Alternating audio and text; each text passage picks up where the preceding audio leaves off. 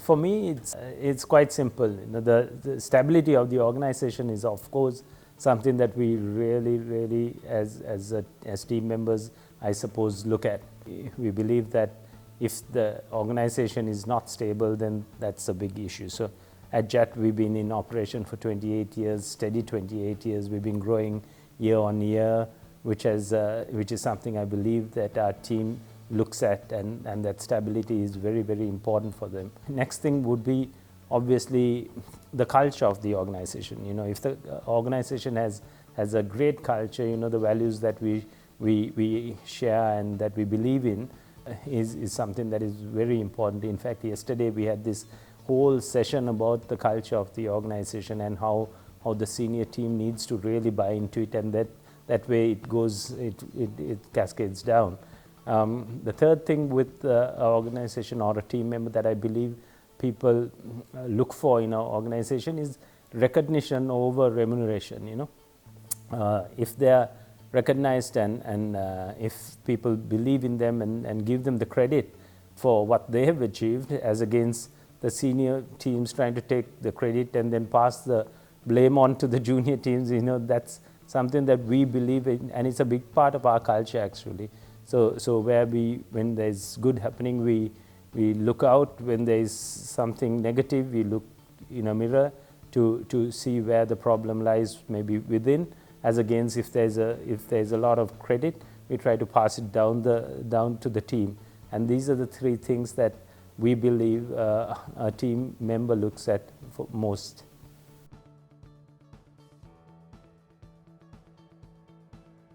This question flows with the first question.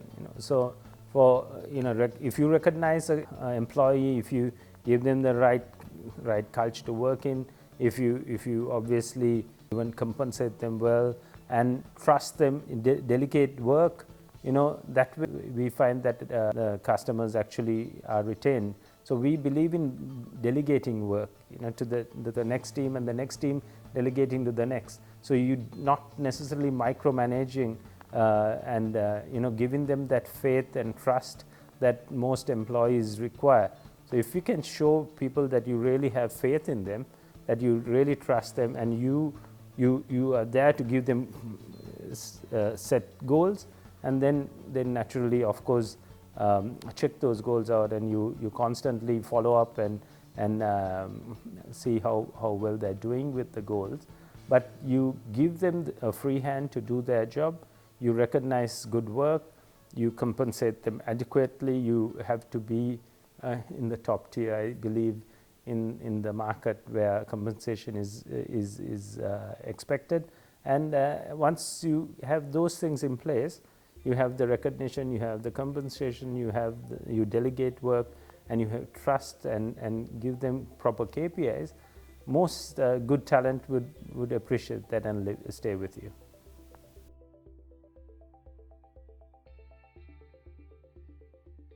If you're looking at the most defining moment in my entrepreneurial life, would be the day that I decided to leave my employment and start the business.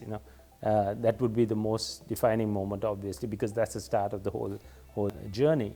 So I was 25 years old in 1993 when I made that decision. I was married, 2 kids. I had a steady job in a conglomerate in Sri Lanka.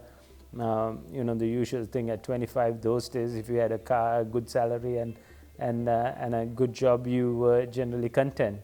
I also saw a clear path to go up the ladder in the company, but then I thought to myself that the company itself was constraining, how I wanted to expand. So the whole concept of this business was something that I put to the chairman of the company, and 10-15 years down the line, he recognized the fact that I actually put it to him, and he was telling his wife at a dinner that he invited me to, that this young man actually brought this idea to us, and we couldn't sort of follow up on it. And at that time, 15 years down the line, we were bigger than he was, than that conglomerate was, So, and he was gracious enough and humble enough to recognize that.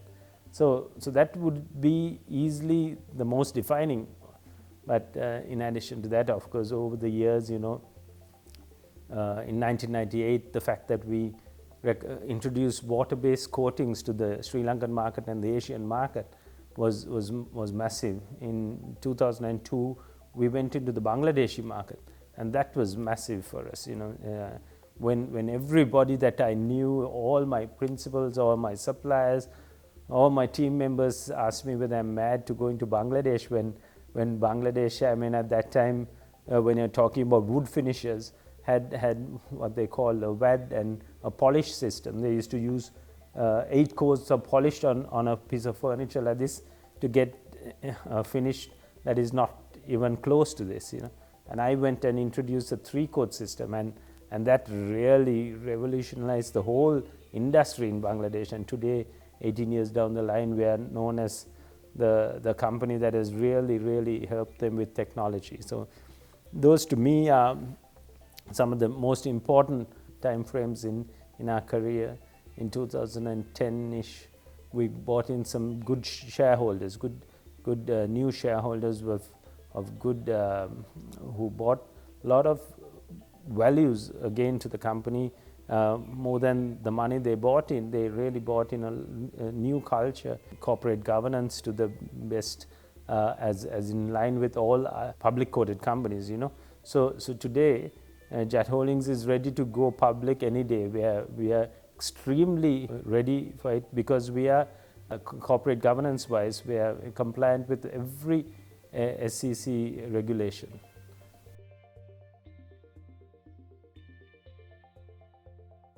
With COVID-19, it was massive for all of us. Obviously, none of us, our principals, our suppliers, our customers, obviously the staff, none of us had any idea what was coming our way. Even though I had a small heads up from a Chinese supplier of ours and an Australian supplier, and I took this actually to the government as well somewhere in January, and we were warning them about flights in. They didn't take us also seriously. I actually personally spoke to the Prime Minister at that time, and it was not, sort of fell on deaf ears. But what we did was we straight away went to our principals and we asked them whether this would really affect their production, whether it will actually stop the factories from working, because one of our biggest principals, 2 of our biggest principals, one was in Italy, one was in Germany. So they assured us that even if they have a team, based in a bubble around the factory, that the factory will work at about 80% production capacity. So that was good enough for us. And then what we did was, before COVID really hit around March, in about January, February, we went ahead and placed substantial orders, and sort of overstocked. But internally, even at our own factory, what we did was, we had this kind of a bubble system.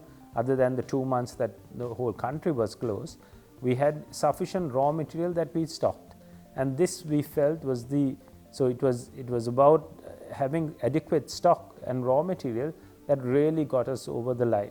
And why that is more important is for markets that we are in India, in Bangladesh, all the other suppliers could not supply, and the stock and the ability to supply them, even when other companies didn't have.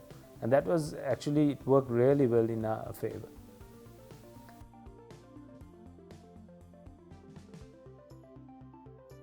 So supply chain or logistics is obviously an art. You have to, and it is also a science.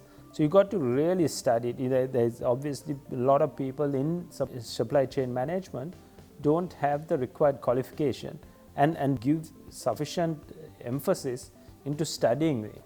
Studying, not only studying the science or the theory of supply chain management, but studying even the product that they're in. I always believe that you got to really study the product, study your competition, visit your suppliers, build that rapport. If you have a thorough knowledge of the product, you can be a really good professional in supply chain management. And obviously you got to study freight, different ways of getting the product in study the HS codes of the products that you're trying to import.